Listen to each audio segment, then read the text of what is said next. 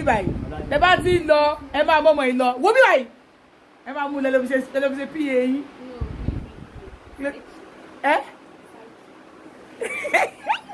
ibi ló bá gbó wọn bàbá tọ́ ló máa ń láìkì bẹ́ẹ̀ ṣé ń wo yìí ó lè burúkú ni ẹ gbọ́ àbí ṣe side chick.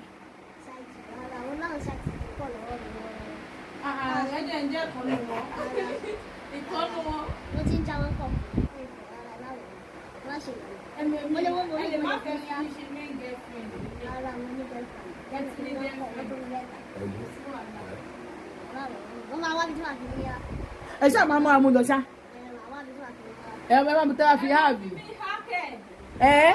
ayé ẹ lóde ó fi háàbì kan ni kò sáyè fún ẹ padà fi ẹ há orí ẹ ó padà fi há ni bó ṣe kò sí spéèsì fún ó padà fi há ni ọmọ kéèyàn wà ké last ẹyin gan ẹ dá ò bá mi kẹ́kọ̀ọ́ bí ṣe chai chick ẹ̀jẹ̀ rárá girlfriend ẹ̀jẹ̀ rárá.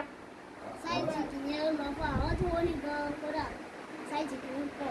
àbẹ́nu mẹ́yìn kó máa gbowó lọ́wọ́ yín wàhálà ìkò ní gbowó lọ́wọ́ yín. Èmi ò láìpẹ́ owó. Gbogbo ti sàrọ̀ fẹ́ gbà. ó dẹ̀ máa ń dájọ́ o. Ìtura ọ̀la ìbáwá. ó máa ń dájọ́ o. Náà wọ̀ yìí ló wọ́n dá. Àjọ 100 naira every day. Èmi ò kọ̀ ọ́ yẹn agbára ọlọ́run. Bẹ́ẹ̀ àwọn 1000 lẹ́wọ̀n máa fún mi lẹ́bí. Iye tó máa gbà lóṣù gan-an ó ti máa kọ́ bàjẹ́. So PAN manager, do you accept? Talk now. Agreement in your everybody is hearing also. Do you accept?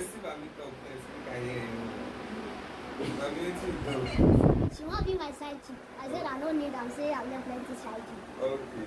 So I said I will find someone. Yeah, we have some place where I will. Okay, good. I won't find position. One position for her for my side. So she now said, okay. She don't agree. Say she's gonna pay other than 1,000. every day contribution.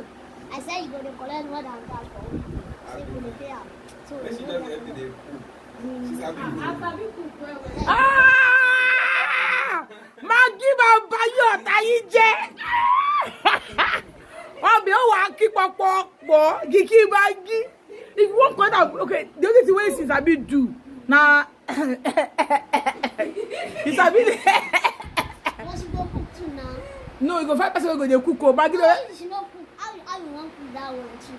You must cook that one. you must cook so that one go work. She must cook too. So you must cook o. Eléyìí this one. Na Maggi go keep look him face o. Na Maggi go dey chop.